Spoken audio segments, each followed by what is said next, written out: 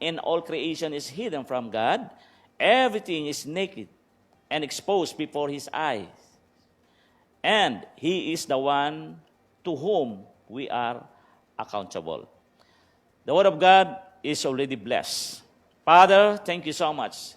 Continue to speak to each and every one of us, especially to all the viewers of the CTNN. In Jesus' name, Amen. So the Word of God is alive and powerful. Kaya nga po siya alive, kaya nga po siya ay powerful because the Word of God is God. John 1:1. Why the Word of God is powerful? Because the Word of God is God. So, kaya powerful, makapangyarihan. Makapangyarihan ano? Ang sabi dito, kahit daw yung kasukasuan o mga utak sa buto ay natataho, ibig sabihin, nalalaman ng salita ng Diyos. Ano pa yon? Higit pa itong matalas sa sandatan na magkabilay talim. Sapagkat maging ang Espiritu, ibig sabihin, ang buhay natin ay alam ng salita ng Diyos. Kaya napakahalaga po na maintindihan natin ang kahalagahan ng pakikinig ng salita ng Diyos. Ito po talaga ang magbibigay sa atin ng gabay. Kumbaga sa bangka, itong salita ng Diyos, kung sa bangka o sa barko, sa mga malalaking sasakyang pandagat, o maging sa eroplano, ito yung timon, no? Ito yung guide ng buhay ng tao. At kapag wala ang salita ng Diyos sa buhay ng tao, ang taong yan ay paligaw-ligaw ng landas. Siya pupunta, madalas pabago-bago ng desisyon, madalas pabago-bago ng kaisipan. Madalas po ay pabago-bago sa kanyang buhay. Minsan ay tino, minsan ay hindi. No? Minsan ay mapagmahal, minsan ay magagalitin. Minsan ay maunawain, minsan naman ay hindi. Kaya kailangan po natin ang salita ng Diyos because the Word of God is powerful. Makapangyarihan siya na bumago ng takbo ng ating buhay. May kapangyarihan ang salita ng Diyos na ipatas ang magandang kaisipan ng tao. Siya ay may kapangyarihan na magbigay sa atin, mag-promote sa mga tao, magligtas, magpagaling sa lahat ng mga karamdaman. Siya po ay Diyos mismo. Ang salita ng Diyos ay Diyos mismo. Lagi ko pong pinagsisigawan yan. Tuloy po tayo. Ang sabi dito, it expose our innermost thoughts and desire. Maging ang ating kaisipan alam ng salita ng Diyos. So, anong may tatago natin? At dun sa verse 13, nothing in all creation is hidden from God. Walang makapagtatago sa Diyos. Lahat ng nilikha, hindi mo pwedeng itago yan. Sapagkat, bakit? Ay siya nga ang lumikha eh. At ang pinakamahalaga dito, He is the one to whom we are accountable. Ang lahat ng taong nabubuhay sa daigdig dito, sa Kanya magsusulit. Kahit napakatalino mo, kahit nasa iyo na ang lahat ng bagay sa mundong ito. Maybe you have everything in this world, famous, fame, so forth and so on. No? Kapag hindi ka connected sa salita ng Diyos, and you don't understand the Word of God, maniwala ka, ikaw ay magsusulit sa Diyos. We are all accountable to God. Magsusulit. Lahat ng ginawa natin dito sa lupa ay ating ipagsusulit sa Diyos.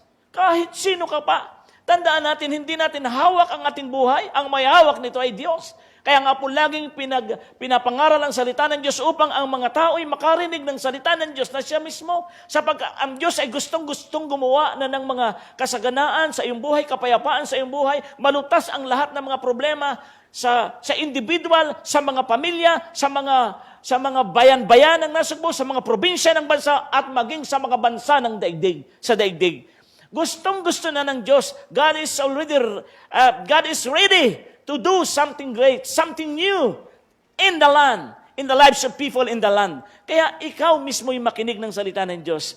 Hindi sana yung nakikinig lang na matapos mapakinggan ay wala lang, parang humarap sa salamin, makatapos makita yung kanyang itsura ay kaagad natatalikod at malilimutan na ang kanyang itsura. Hindi po. Ang pakikinig ng salita ng Diyos, dapat ito'y pinaniniwalaan mo. At pagkatapos paniwalaan, ito ay ipapamuhay mo.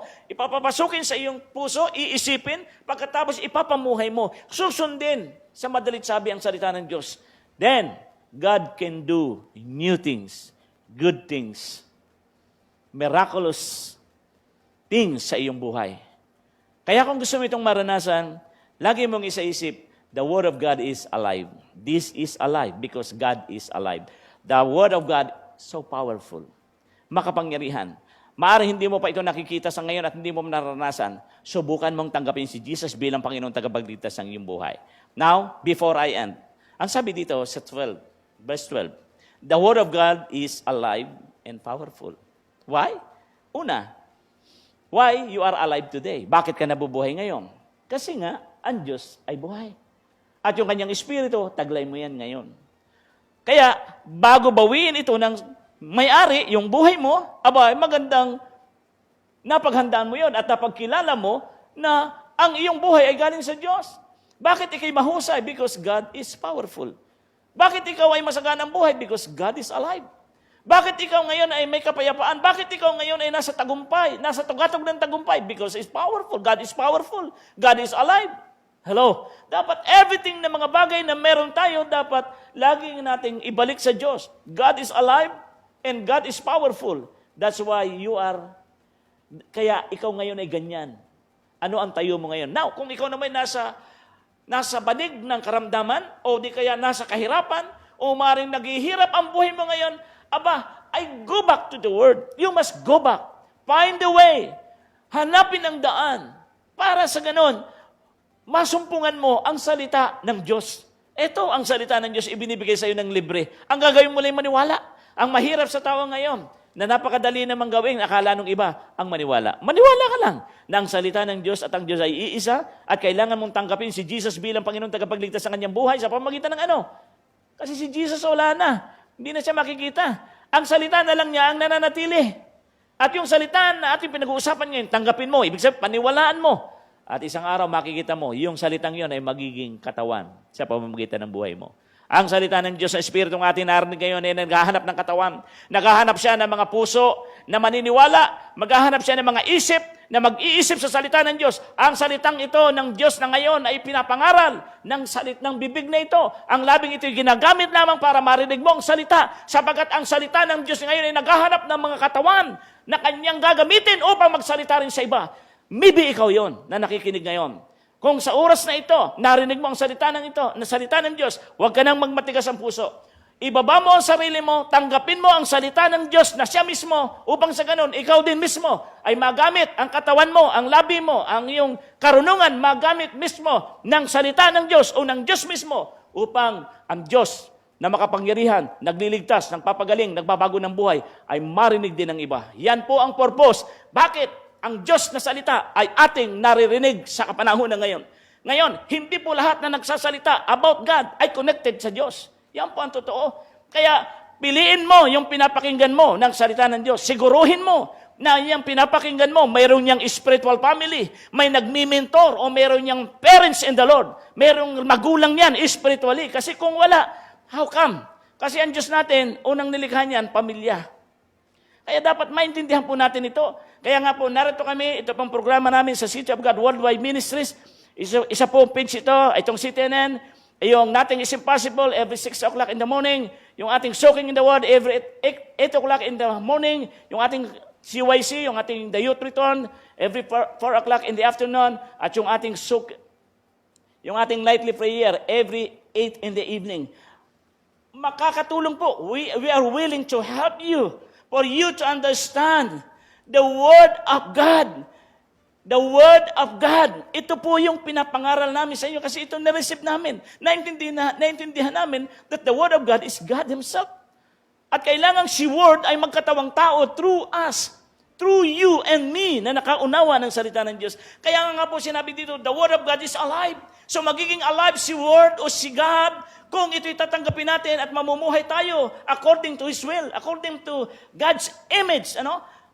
Mamumuhay tayo sa lupang ito. We are not God, but Jesus Himself, the Word of God, living inside us. Ibig sabihin, kinakatawanan ng salita ng Diyos ang ating katawan. Kaya makikita ng mga tao, wow, why itong taong ito na napakasama dati nagbago? Because the Word of God is alive and powerful.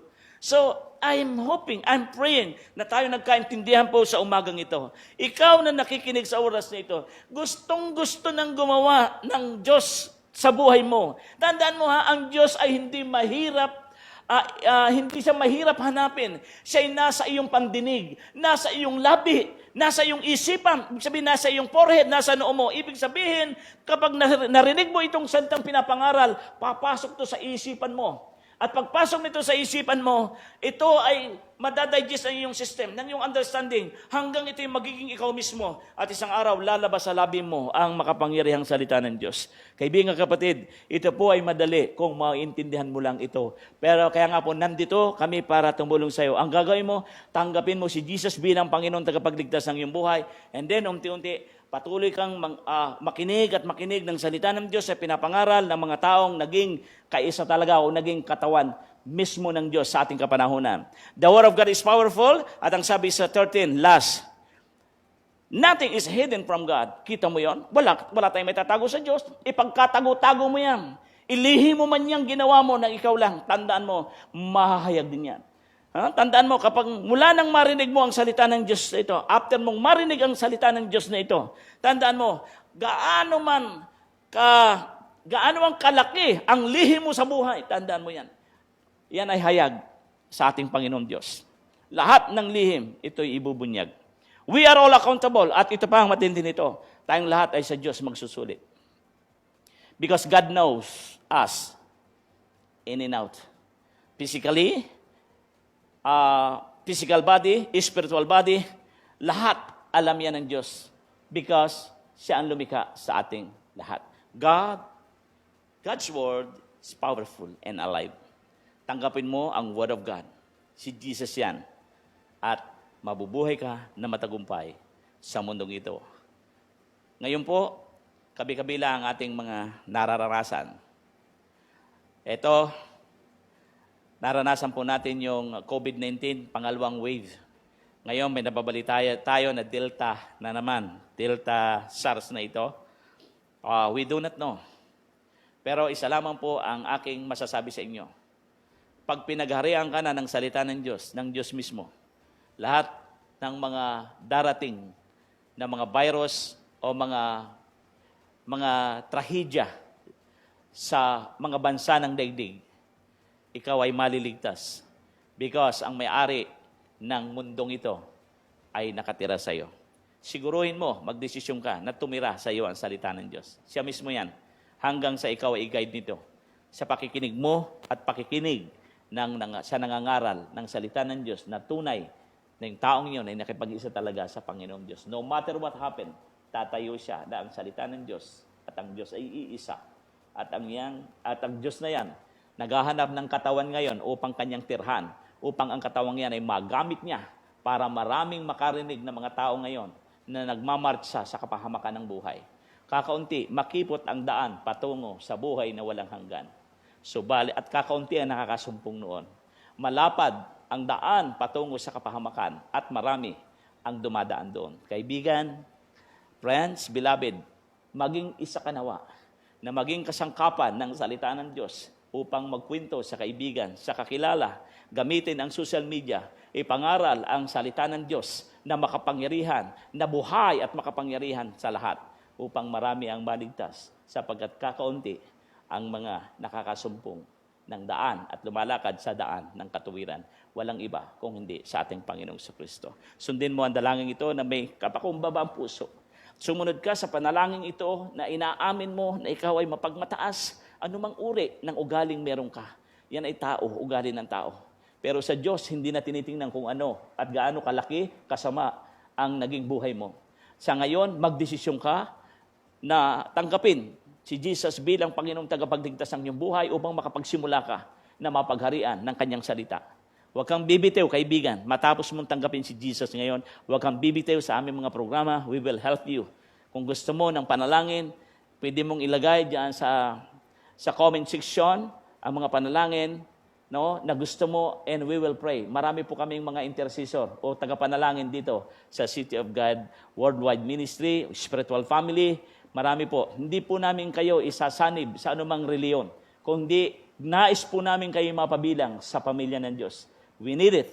Sumunod ka sa panalangin ito. Sabihin mo, Panginoong Kristo, salamat po sa iyong salita. Nagpapakumbaba po ako sa inyong harapan sa oras na ito. Inaamin ko po ako ay nagkasala. Makasalanan. Kaya naman po ako'y nagbubukas ng puso. Sa oras na ito, inaanyayahan kita na pumasok, maghari ka, maging Panginoon kita, tagapagligtas ng buhay ko mula po sa oras na ito. Marami pong salamat sa paglinis mo sa aking kasalanan. Salamat po sa kapatawaran ng aking mga kasalanan. Salamat po sa aking tinanggap na buhay na walang hanggan. Salamat din po sa kaligtasan na aking tinanggap sa araw na ito. Salamat din po at ako'y napabilang na sa pamilya ng Diyos mula ngayon. Salamat din po sa pangalan ko na ngayon ay nakasulat sa aklat ng buhay. Maraming salamat po. Ito pong aking panalangin na may pananampalataya, pasasalamat sa pangalan ni Jesus. Amen. Friends, beloved, kung sumunod ka sa dalangin yon, kabilang ka na sa pamilya ng Diyos. Ikaw ay isa ng pinanganak na muli.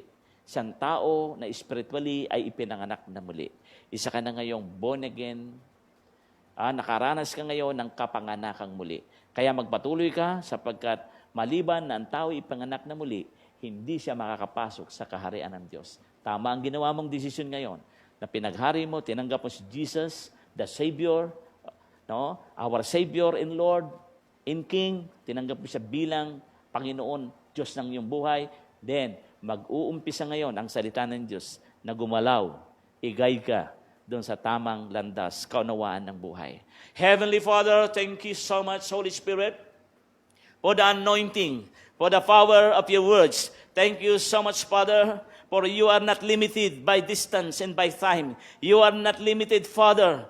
Oh God, you are not limited by the systems of this world because you are the creator of the universe. Father God, bless all the people who receive you right now in Jesus' name as the Lord and Savior.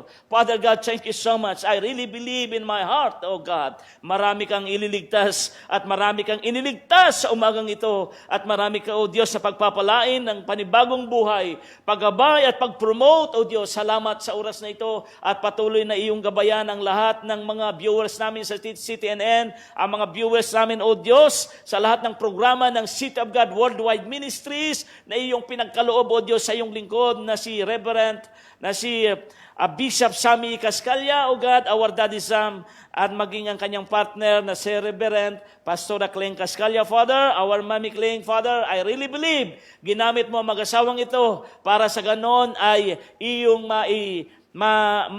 upang sa ganun magkaroon ng mga ganitong programa at maipangaral ang paghahari mo sa mga taong nabubuhay sa balat ng lupa. Heavenly Father, thank you so much. May the name of Jesus be exalted and be glorified forever and ever. We claim all the victories right now, Father. Receive all honor, glory, thanksgiving, and worship. In Jesus' mighty name we pray. Amen and amen. Beloved friends, Luzon, Visayas, Mindanao, Pilipinas, and the nations of the world, you are loved, promoted, saved, healed, and loved by God. Morris Pranda, your anchorman, lagi po nagsasabi, we love you in the name of Jesus. Kasama ko po dito si Jobens at si Kian, nagsasabi po sa inyo, we love you, and we love you. See you again tomorrow. Bye-bye. God bless.